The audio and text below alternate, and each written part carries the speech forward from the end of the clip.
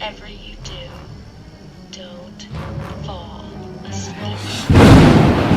Welcome to Talking Horror with Jamie and Nikisha. Hi, I'm Jamie. And I'm Nikisha, and this is Talking Horror with Jamie, And Nikisha, where we share our love for spooky things and talk horror through the lens of human behavior. Welcome, everyone. welcome. And today, it's going to be a doozy of a day because we are talking about the 1987 American black comedy horror film and Brian's all-time favorite movie, The Monster Squad. Get ready for a whole bunch of parlor talk with Brian. Yeah, I think this whole episode is just a parlor talk. I think so, which is totally fine. It's So your I'm movie. I'm gonna play the clip now. Come, sit, have a drink. It's parlor talk. Okay, yes. We're good. Okay, parlor talk. Because it's going to start the whole thing. Beautiful. Just So- parlor talk. The Monster Squad is directed by Fred Decker and written by Shane Black and Decker. And the movie stars Andre Gower, Robbie Kiger, Tiger Mocht, Duncan Regehr, Stan Shaw, and Tom Noonan, just to name a few.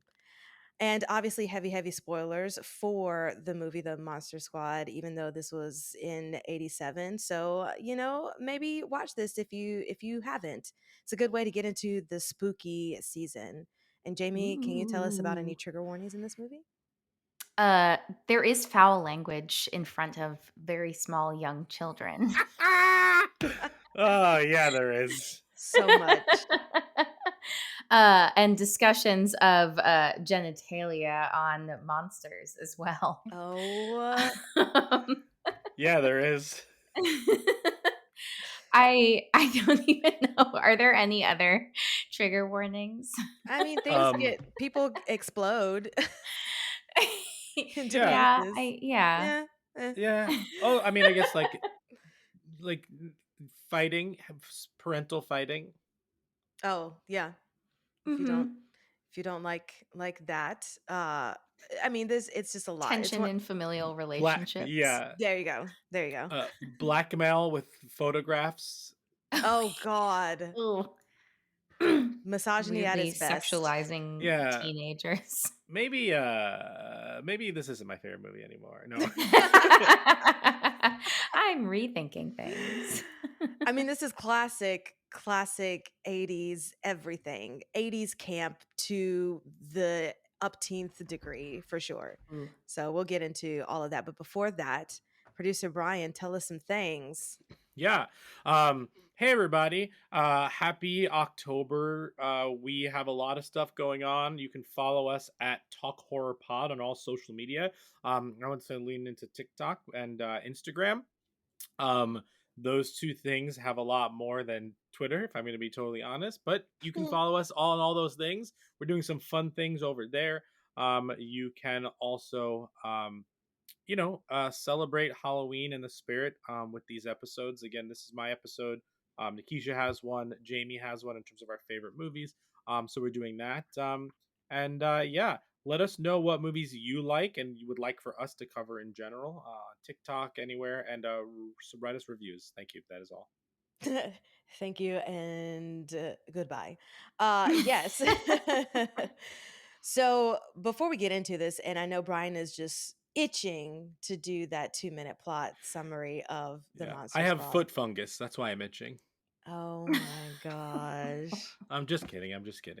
I honestly feel like this is just a very side note, but to the movie, that this whole movie needs its own dictionary of terms and words and phrases and sentences, because this is a true time capsule of the 80s culture and slang of it all. Yeah. And I mean, they teach Frankenstein like bogus and like all like these 80s slang words. I love it.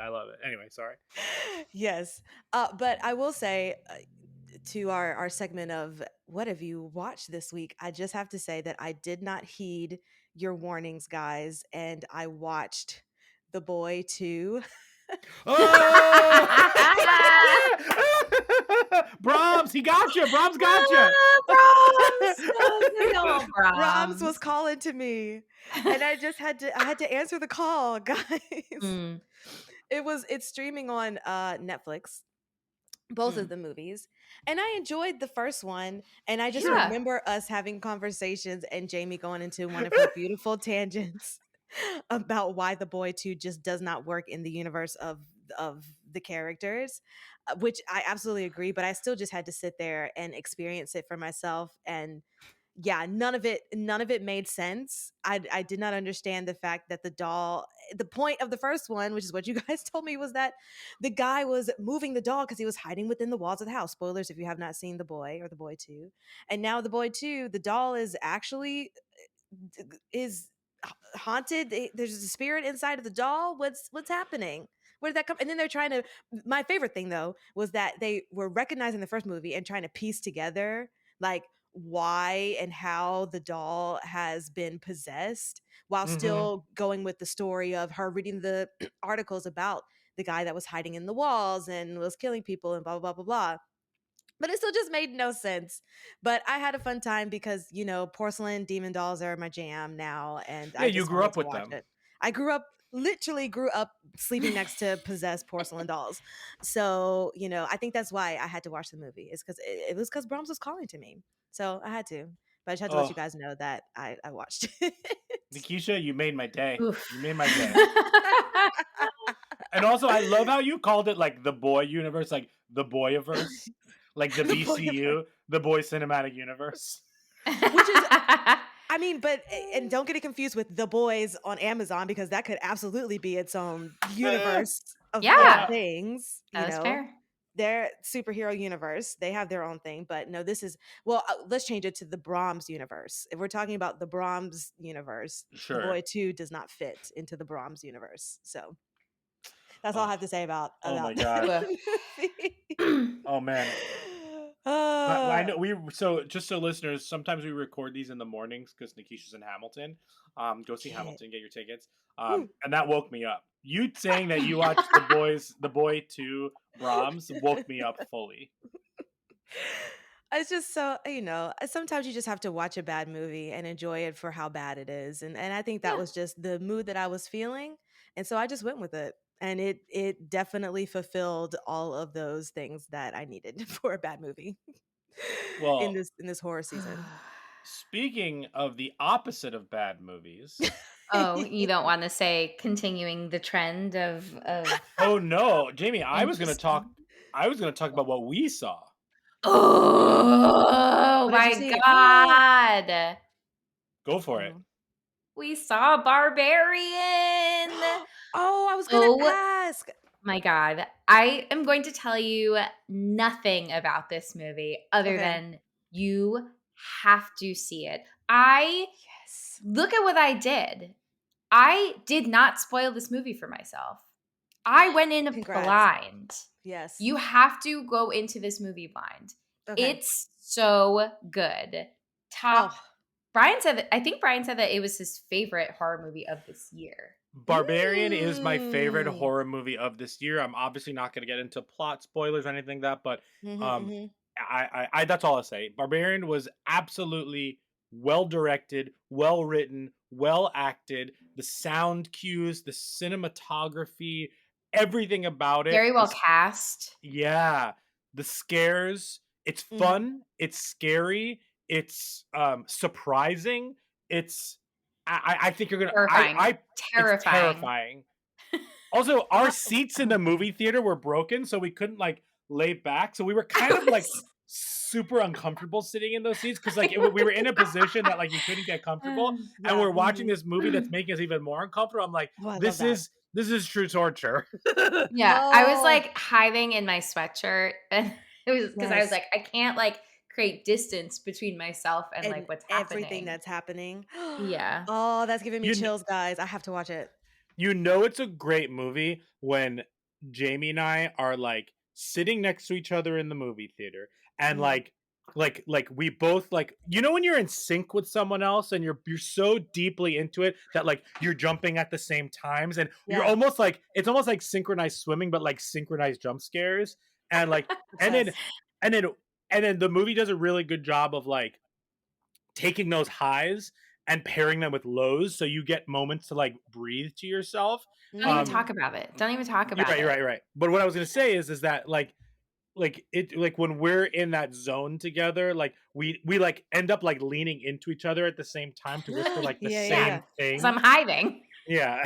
Anyway, that's see barbarian, see barbarian, see barbarian.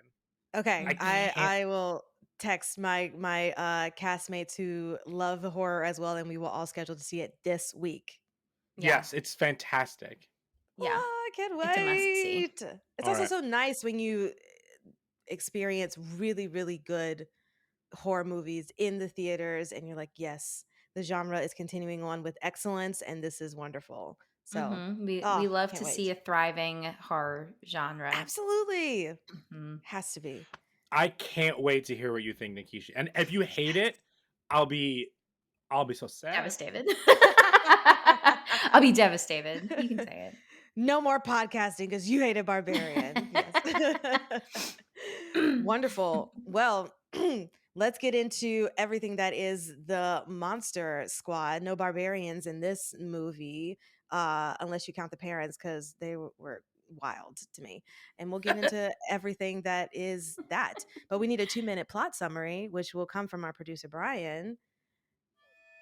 What's the plot? I'm ready. I've been ready my whole life. Exactly. Your whole life. Is- All right. Let me. Yes, Jamie's going to time it. Okay. Wow. The timer is like default on 2 minutes. Yeah. I opened it up and it knew it called to me and Oh knew my God, I exactly love what that. It knew the was going on deal. here. All right, sir. So, producer Brian, you Yes. have 2 minutes on the clock to tell us anything and everything about the movie that is The Monster Squad. Are you ready, sir? Ready. All right. 3, 2, 1. Tell us what happened in this movie. So the Monster Squad starts 100 years before the present day being 1987, where Abraham Van Helsing is marching on Dracula's castle, and he's trying to use this amulet to open up basically like a vacuum, a phantom zone to suck away all the monsters, and they fail. Flash forward to present day, where we meet this group of middle school kids who are in a monster club. They love the monsters so much, they use horrifying slurs at each other, and they just love monsters. And one day, and so there are two things happening. One, Dracula has come to their town because the Van Helsings immigrated to the United States and landed in the town to protect the amulet.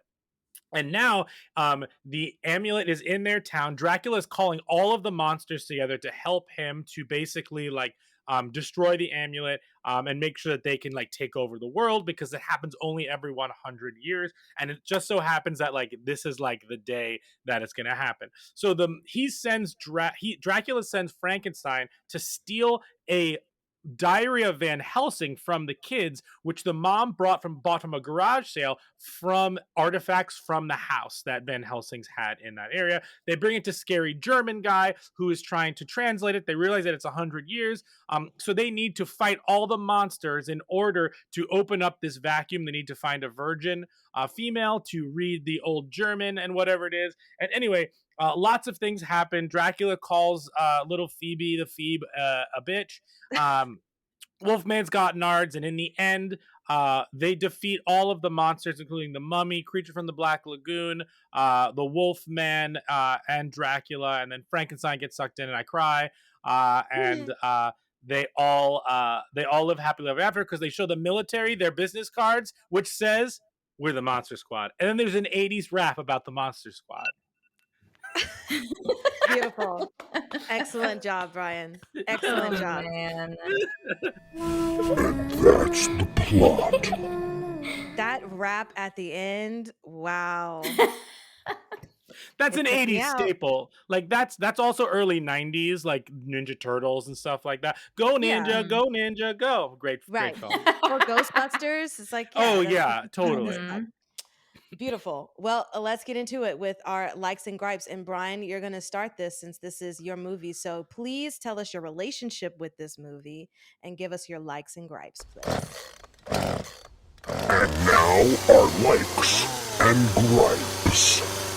Okay, so I am going to just tell you my relationship to the movie because I really want to hear your likes and gripes before Oh I my god! Oh my color god! it Oh with my god! Oh my god! mine.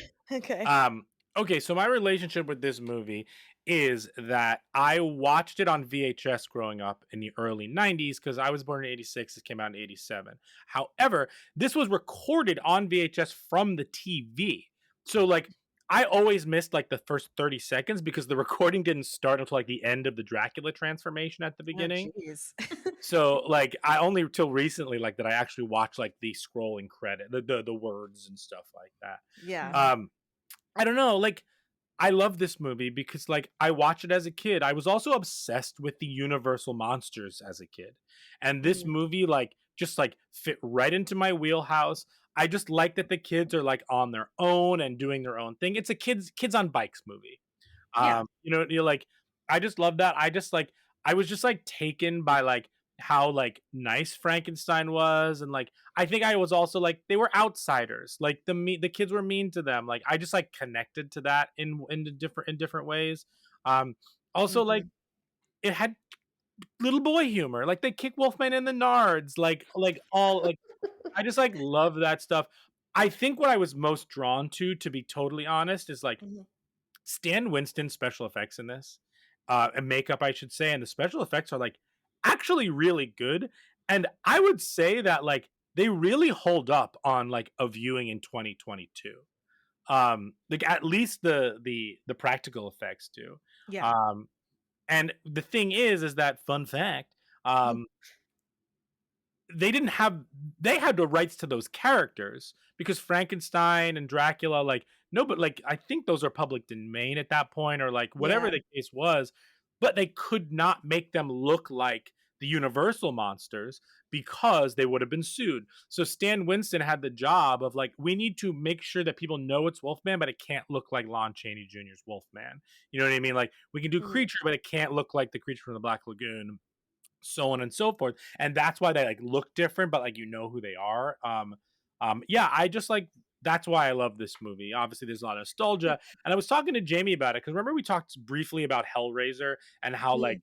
I don't really love Hellraiser, but I have no nostalgia for it. And like I have nostalgia for 90s movies, but not 80s movies. Yeah. Long story short, like I love this movie. If I watch this movie now, I would not love it. I understand that. My love for this movie Mhm. comes from nostalgia, and I think, but I could watch a 70s movie now and love it, as Yeah. opposed to an 80s movie which is like so like camp specific, if that makes sense. And like that's Mhm. just not what like I jive with on a usual basis. But here's a perfect example of like this wild 1987 movie is one of my favorite movies of all time because it brings back good memories, but I also think the special effects are spectacular. The practical effects are amazing, and like the kids are charming, so charming. um Mummy in my closet, like I just love, anyway, Mummy in my house. So that's my connection with it. I love it. I've been watching it every year since like the early 90s.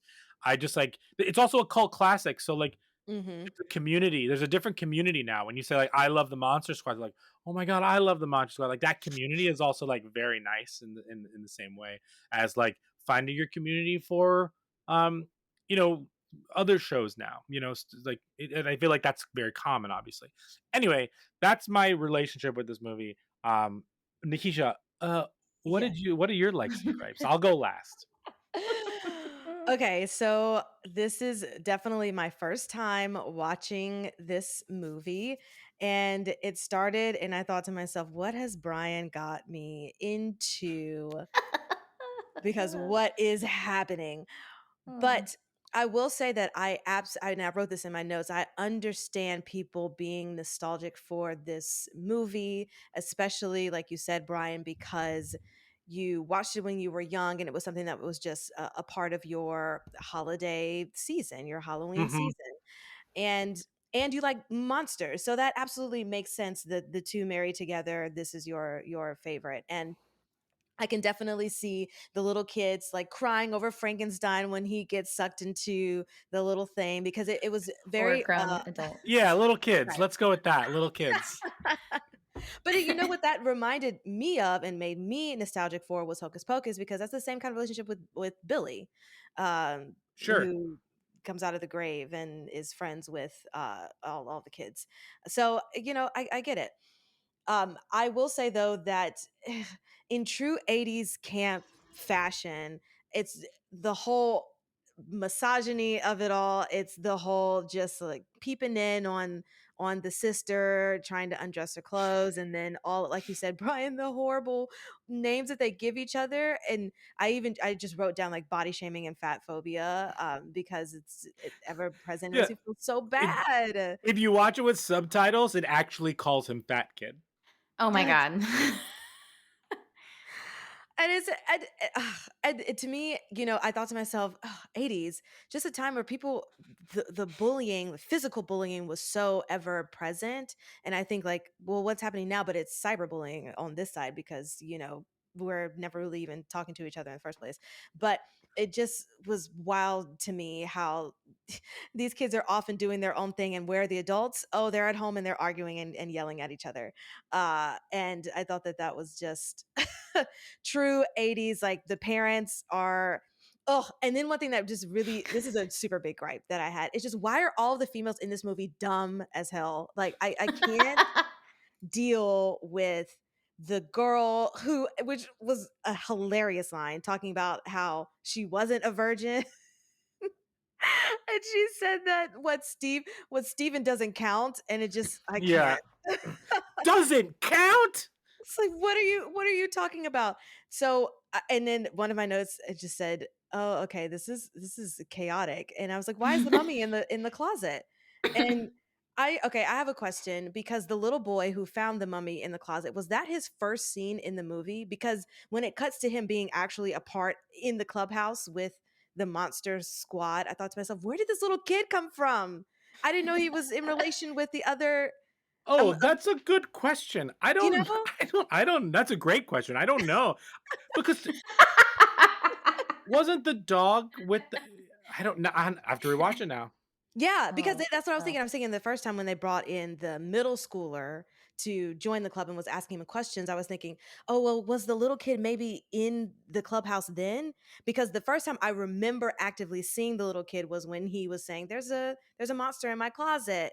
And then the next thing you know, he's with the group of kids. And I was like, where did this come from? Where did this little boy come from? But okay, he's super cute. So I'll allow it, because it's a cute little thing. And after a while, I just started writing my favorite quotes, because this is absolutely a quotable movie. So some of my favorites included "Don't be chicken shit," "Handle your life."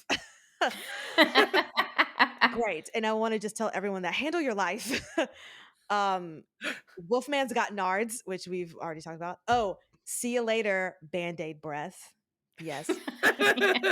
uh Oh, and just to my point of why are the women dumb? The girls that get captured by Dracula and get bitten, and then at the end, all three of them are coming to like Yeah, fight the kids, and they're not even fighting, and they're just getting hit by the little stakes in their hearts, and I they're not doing know. anything. So what, you are a magical being, and you're just walking towards these people and just letting yourself get hit, and then the other ones are seeing this girl get hit by a stake, and they're still just like, we're just going to do the same thing she did.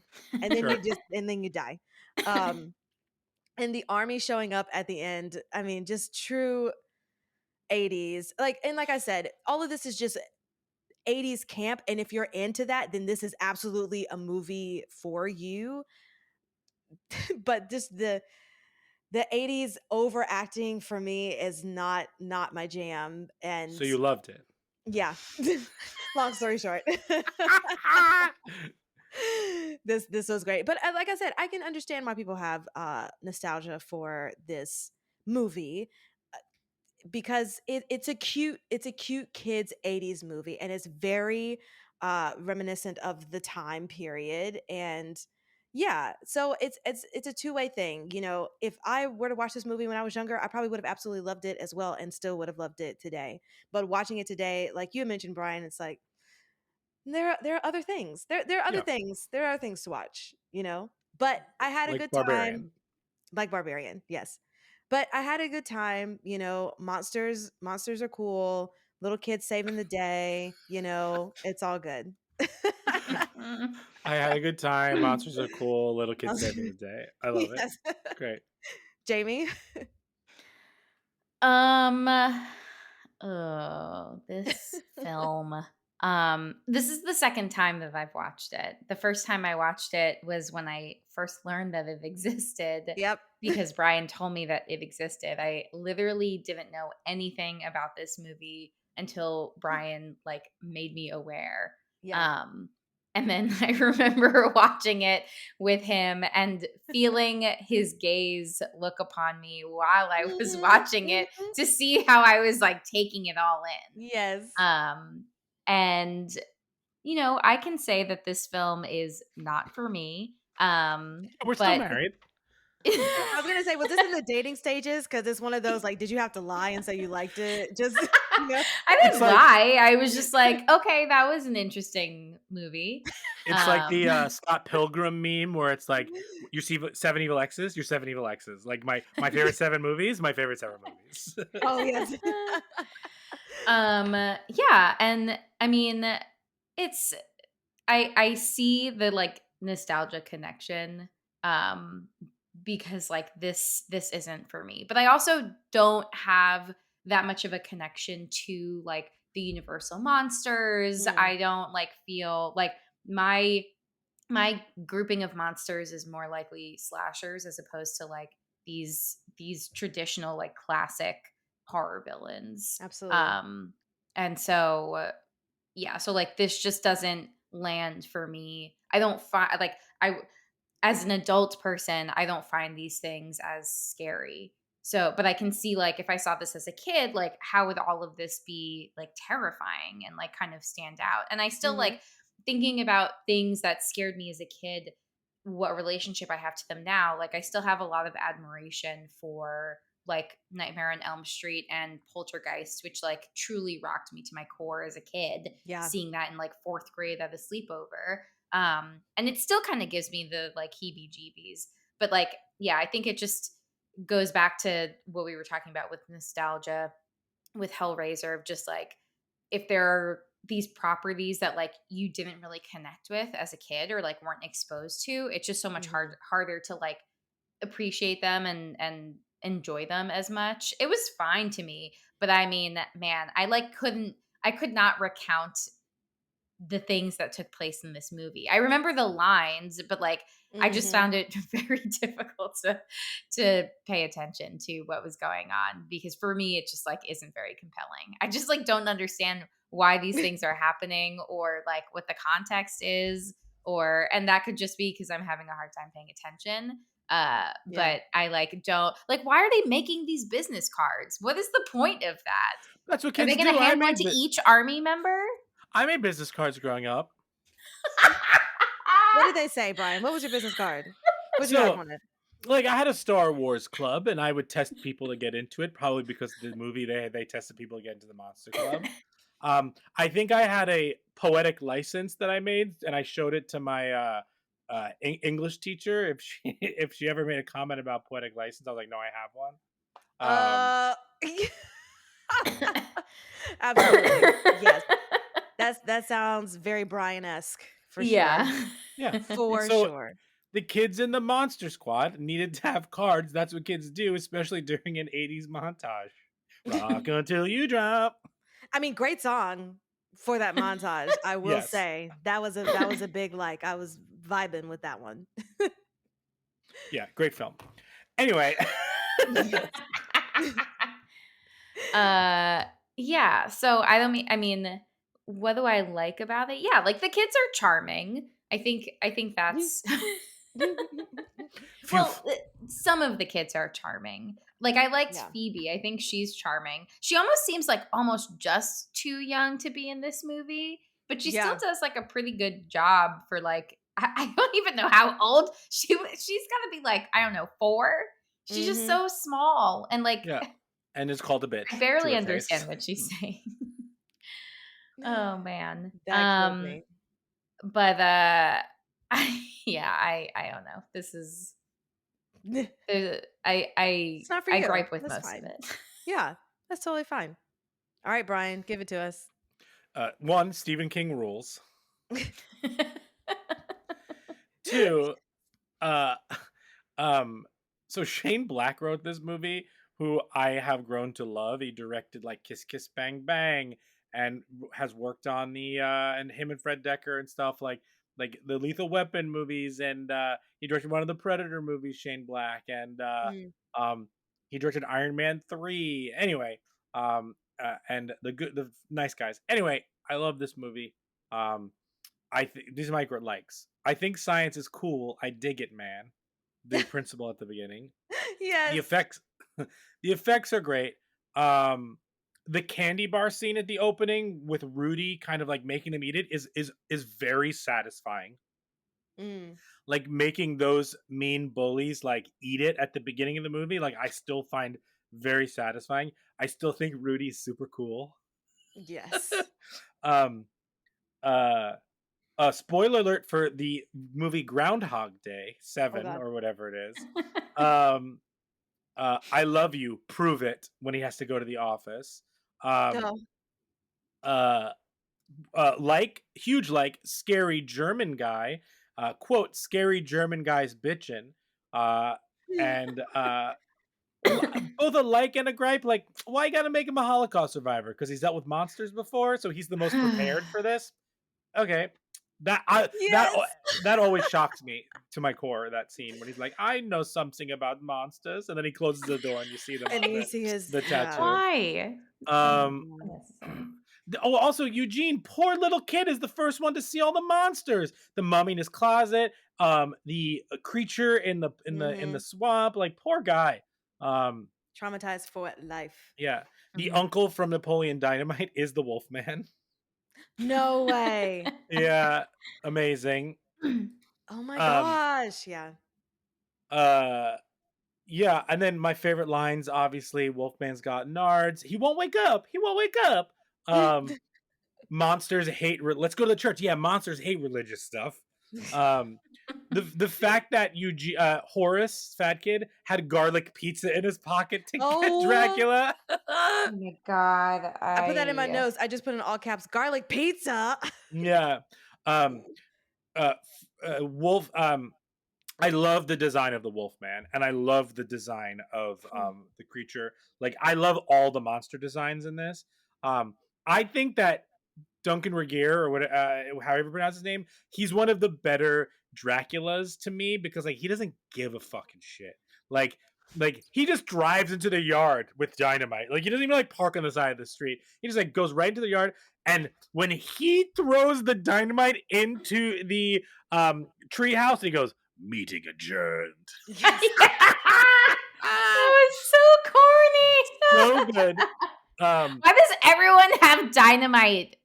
Everyone. Wait, like, how easily accessible is this? I don't know. This is a great question. How easily accessible is dynamite? I mean, maybe there was dynamite in the Van Helsing mansion, where he like stockpiled it. I don't know.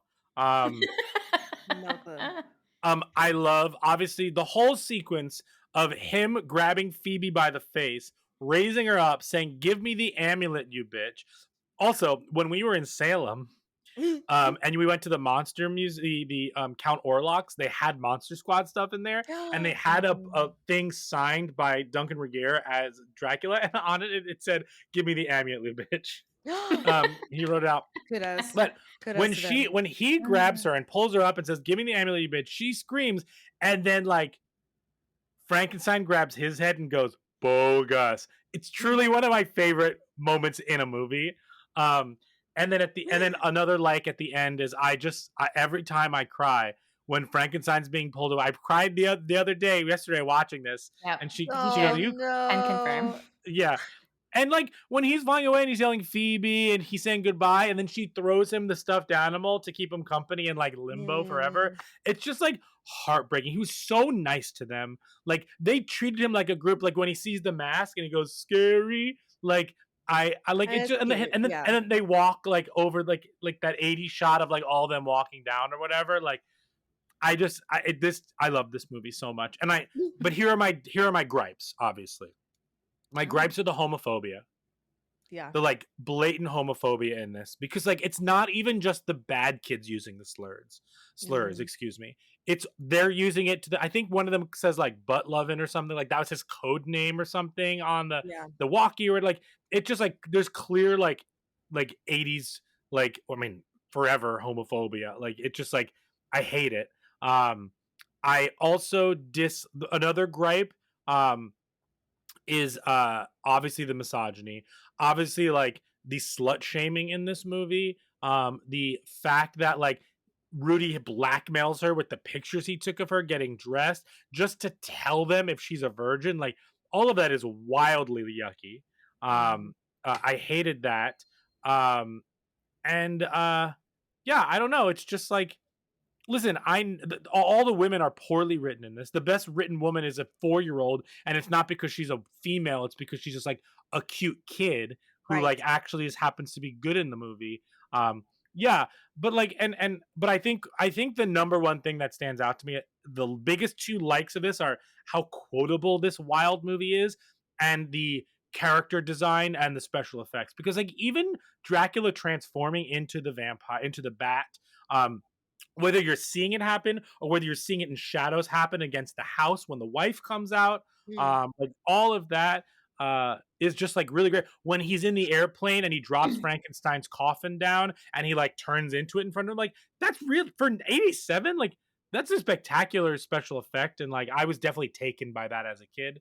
Yeah. um Also, the skeletons throughout this movie look really spooky and scary.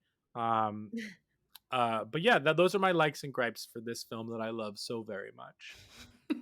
Understandable. Yes. Well, let us get into something that I guess Frankenstein would be happy to talk about. Brains. Brains. Frankenstein is not a zombie. Thank you Okay. very much. Sorry. Please correct me. You are the monster expert in this. Uh so obviously there's a lot of human behavior things in this movie that we can kind of bypass because we know that this is of the time, and the decision making and the way that these characters are written are definitely not something that is trying to be realistic. It's just something that is, Oh?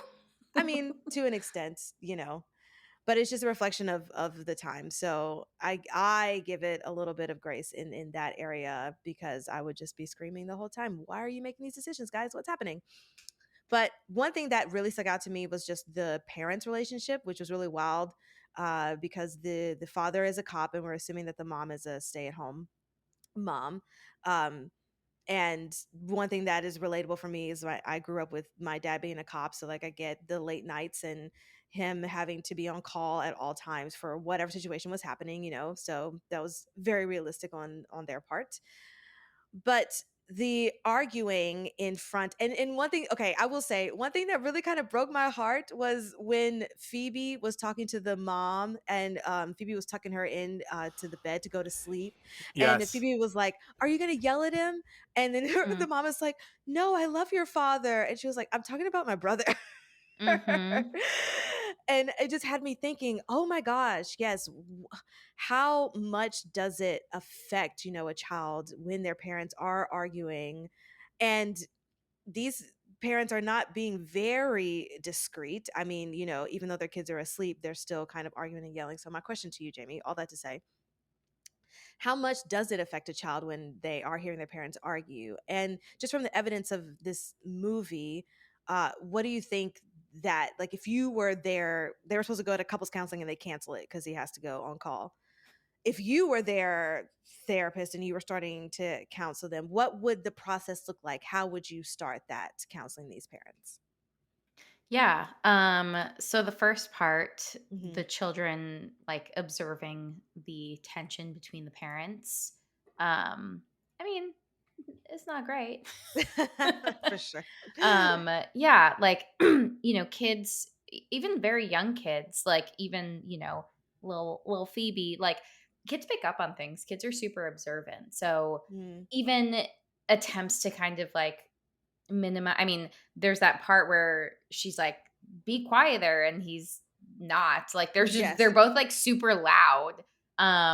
But yeah, like even trying to conceal these things, like kids are observant, they pick up on these things and are able to notice when like things don't seem okay within the family unit. So Right. I think,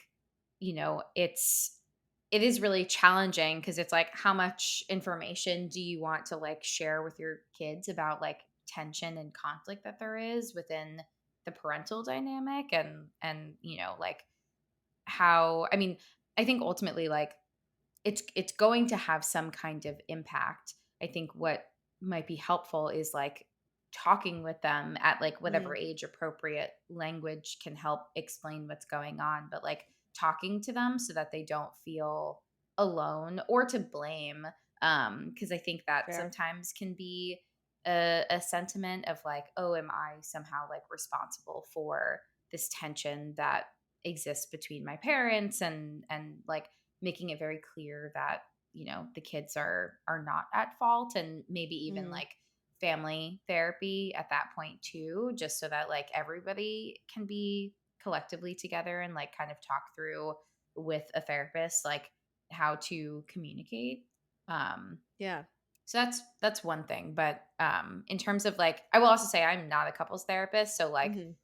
or a group therapist or a family therapist. So my, knowledge base is super limited. But like, I mean, I hope maybe they probably should be going to couples therapy. Right. Um, Yes. but no, because once the kids solve everything, then all of their problems are solved, and they go on to Oh live my a God. beautiful, happy marriage. Exactly. That's And the that's point of what this couples film. therapy is all about. Just slay a monster and you will Yeah. save your marriage, and everything Slay will all be the monsters. all of the monsters, and Mhm. you will be a-okay.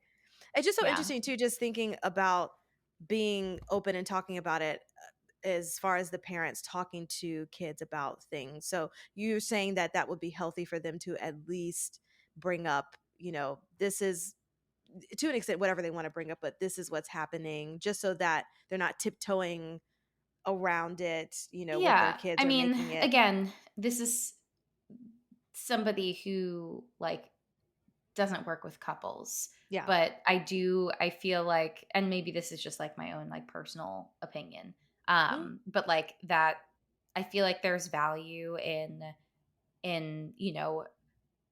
again, you don't have to be so transparent that you're like sharing everything. But I right. think that, it's, I think that there's space to say that like, you know, there's some kind of tension that like they're trying to work out. Like we're trying to problem solve something, and like we're just having a really hard time with it, and like wanting you to know, or Right. something, so that like again, I think that kids can draw their own conclusions and like take some kind of meaning. Mm, And if like, let's say the situation got worse and they like separated and like one of the parents moved out, like what messages are kids taking away from those situations? And right. again, like a lot of kids when they're younger and are like witnessing this feel this sense of responsibility, and I think it's really important to try to like talk to kids about that, so that they are not feeling responsible for like their parents relationship, or their Mm, parents fair. relationship like no longer remaining intact, and like being communicative with their parents, or vice versa, that like the parents needing to be communicative with their children Mm-hmm. around some of that. But like again, maybe that would go more effectively with a therapist to kind of like help explore what's coming up for a kid, and like Yeah. how the conflict in the relationship is like impacting the family unit as a whole. Because it's never just like, I think that's like the real misnomer, is it's never just between the parents Of in a family course. unit. Like that's one piece, but like you're still a larger family unit, so like you can't just completely compartmentalize that. Mm-hmm. Yeah. No, that makes sense. Beautiful. Well, Brian, you had a question for Jamie. Yeah. Yes. So, if you're a young person and you have this wild experience, like these young people like saw magic and like defeated monsters. You could even say this about like Dorothy or Alice or Wendy or the kids from Stranger Things, the kids from Goonies, all these like kids on bikes things, ET, where they're these young kids who are having these like magical experiences. Usually they have these magical experiences like against the backdrop of like an unstable home, which is like the theme, like ET, all that stuff. So my question for you is like, when these kids grow up, like, do they have a hard time finding something that will satisfy them because they've seen something so wild? I know there's a comic book called like The Lost Girls about this, but it's a little bit more like erotic and like they're trying to find like um these like the new worlds like through that. But like I guess like in reality, like how would people like move on? I guess it's also like a related to child stars as well. When you've reached Mm. like a certain like level of fame and your ego is a certain inflated amount or whatever, like how can you grow up and be like, I don't even know what the question is there, so I'm just gonna leave you with that. Yeah. Yeah, I mean, I think that like, you know, I would say intense like once in a lifetime experiences can certainly have this like lasting impact. Um and I think like from there it can go all kinds of ways and really depends on like yeah, like has there been a space for to like kind of process what that experience was and like Mm.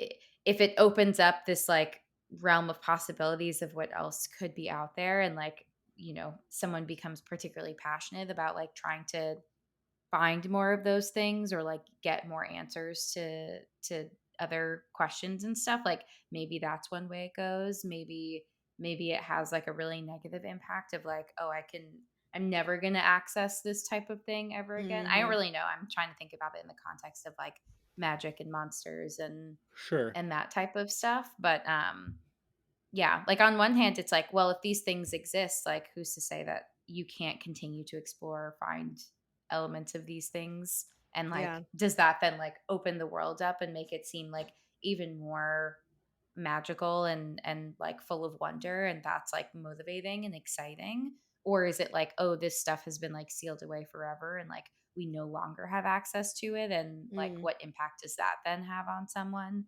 of like, I had this once in a lifetime thing and I can never get that again, and like what's that mean about my life and like what's the point? Mm. um That's good. so I think it's like, again, we can take, I mean, again, within the context of this, but generally like we can take any kind of meaning out of anything, and then it's just like how do we kind of like move forward from that, or like are we stuck by those experiences Mhm. because they had such an impact on us that we're like trying to seek it out again, or like just having some kind of difficulty like processing or resolving it. Yeah, Hmm. that kind of That's the reminds best me. I can come up with. I love Well, it. you and just talking about that, that just reminds me when you talk about the movie It and how it goes That's a great from example. those kids who experience this magical thing that was dangerous, and when they're older and how some people have processed that. I mean, all of them processed it in different ways. Like you were saying, it can go all kinds of ways, and I think that movie is a good example of some of those reactions to things as you get older, because some people might say, oh, I was just a kid, I was making that up, that didn't really happen, and they kind of suppress the thing, and then there's some people, like in I'm specifically talking about the recent It movies. There's one kid that just stayed in Derry because he knew that the thing Pennywise was going to come back, and so he was just there, waiting for that to happen and then get the gang. And then some people moved away, some people, you know again, just kind of suppressed it. Some people, it overtook them, and that resulted in them, taking their own lives because they couldn't handle all of that. Hmm. So just to your point, Jamie, I think it is just about how can you process those things, even though it might have been a negative experience, but process it so that you can be okay on the other side of it. Because like, and Brian mentioned child stars, and that just reminded me of like Drew Barrymore and how she came up in life and the things that she was seeking. And you also think how much are the parents and the adults in these child's lives contribute to processing these traumas, and or even what I'm sure y'all have heard about Jeanette McCurdy and her book that came out about after her mom passed. She was a Nickelodeon star, and that was the Mm-hmm. only thing that she did. And it was and her mother kind of like pushed her to be a child star. That's not what she really wanted to do, and she like dropped out of acting altogether. But she wrote this book that was just talking about how the fame wasn't really what she wanted because it was a product of her mom. And so I don't know. Uh, and before we got on this podcast, Brian really, what Brian's question, real question was, is how do we protect the corn boy at all costs? Because Yeah, he's got the juice.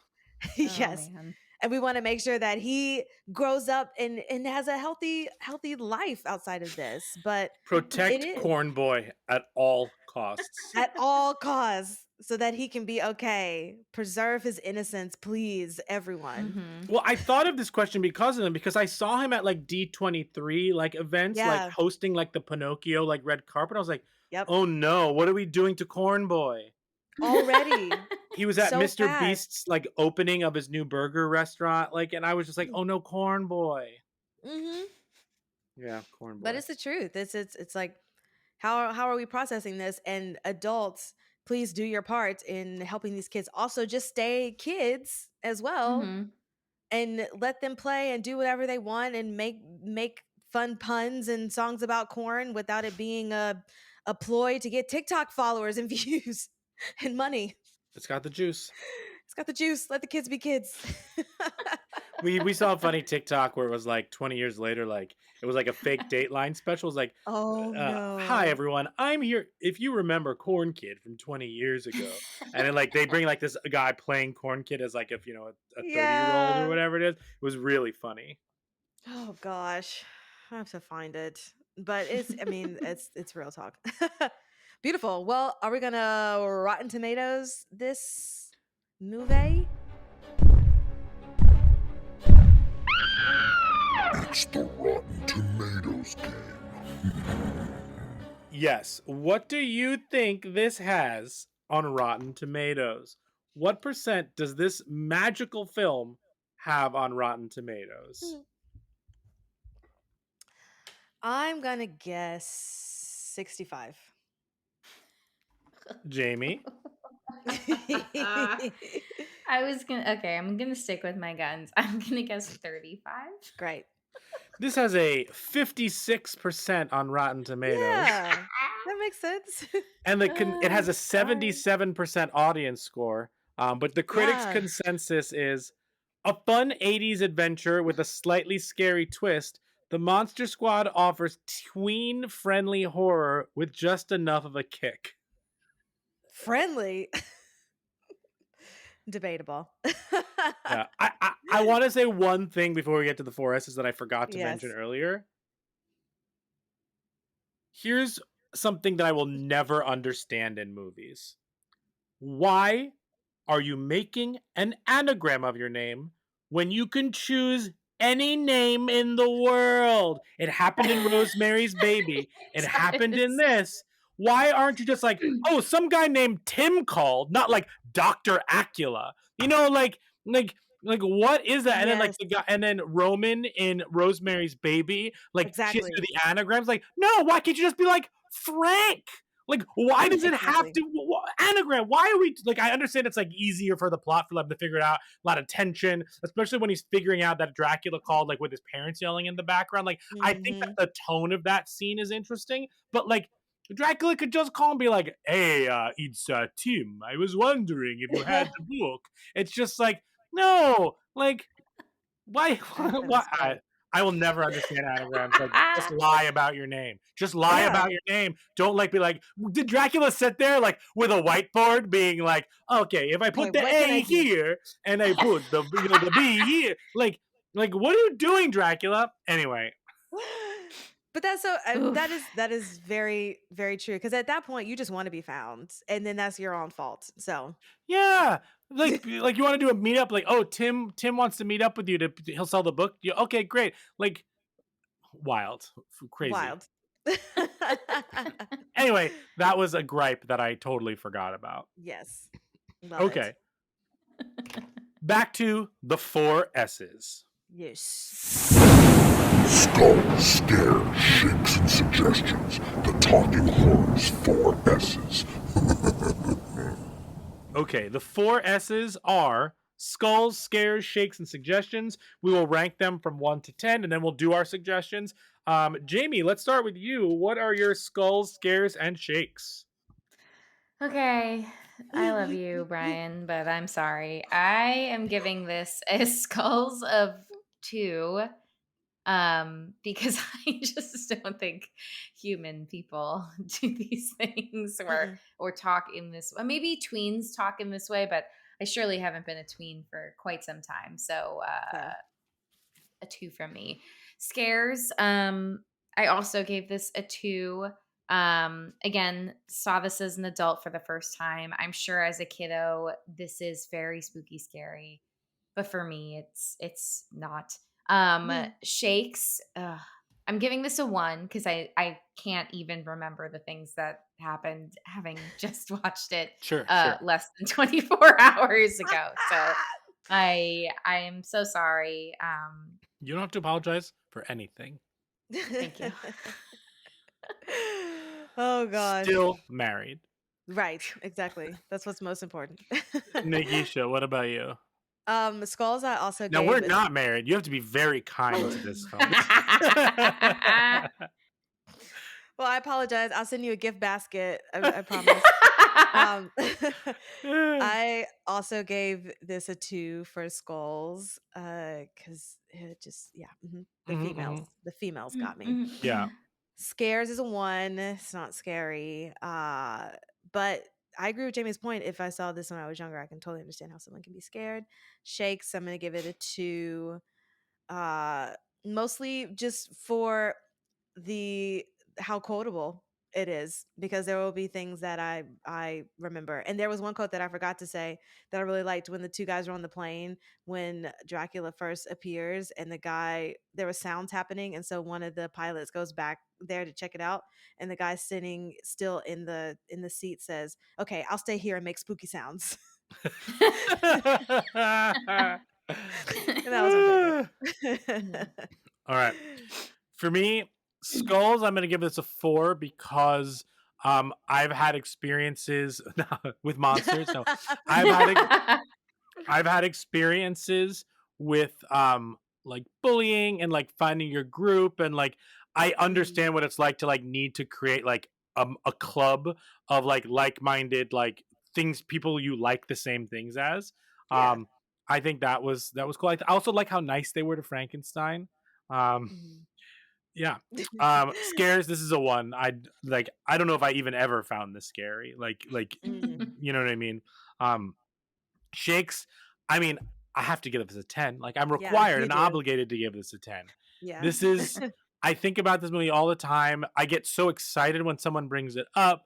It was in that museum in Salem. Like, this is just like such a staple in my life of Mhm. things that I love. And it just like ties so many things together, like the horror, the monsters, like the Stranger Things aspect of things, like the kids on bikes. Like, I love all, like, E.T. is another one of my favorites. Like, this is Yeah. like totally that. um, and I'm going to start with suggestions. Yeah. I have 2 suggestions, and they're a little bit outside the box. In 2018, they created a documentary called Wolfman's Got Nards. It No is way. a documentary directed by the star of this movie, the little kid who wears the Stephen King rules shirt, I think Andre Gower. Um, he directed it, and it interviews like 80s stars, people from the movie, like all of that stuff. And it's really good because it goes into how it flopped when it was in the movie theaters and how it's become a cult classic. Mm. How like they did a tour around the country at Alamos. Alamo Drafthouse and did showings and did like talkbacks, and that's where a That's lot of this cute. is from. Yeah, they interview just like everyone from the movie. Like it fills in a lot of information about like why do people love this movie. It's actually a really good documentary. Even if you don't like the movie, it adds a lot of fun context, especially to the makeup stuff. That's what's super Yeah. cool. Mm. And the second thing is, if you like movies about fighting multitude of monsters, Jamie and I played it recently. The board game Horrified. It's a Oh, co-op board game where you fight monsters and you get to choose: do I want one monster attacking us or six monsters attacking us? And you all work together to defeat the monsters, and the monsters get rolls and stuff like that. It's a super okay. super fun board game. There's a like Universal Monsters version of it. There's also like an American Monsters version of it with like the Mhm. Jersey Devil and the Chupacabra and stuff like that. Um, it's actually super super fun. So I would suggest those two things. Nice. Jamie, do you want to go with your suggestions? Sure. So I have a couple. I started with the what I feel like is the easiest and most obvious one, the Goonies. Mm. Which is also like not pure horror, but like definitely has very spooky moments. That movie Yeah. scared me as a kid. Yeah. Um, Also, another scary kind of adults. Scary yeah, there adults. are Yeah. Right. Um, another kind of in the same vein, The Lost Boys. Mm. That also very spooky. You learn a lot about the rules of. I know Brian loves rules. The rules of Love 'em. dealing with vampires. Yeah. And then the last one that I have, again, a group of people. They refer to themselves as a gang, which looking back on it, a little bit strange. Solving mysteries with their mysterious vehicle. I can't. Scooby-Doo. I love Scooby-Doo so much. Those are Scooby-Doo. excellent suggestions. Yes. Yeah. There you go. Beauty. I thought you were going to say the one that I had, but I'm going to go with Gremlins. Good Also a good one. 90s, little monsters and things, and a horrifying good time. Those little gremlins. That now talk Well, about something Gremlins that is 84, scared so me. like Oh, it's Yeah. interesting.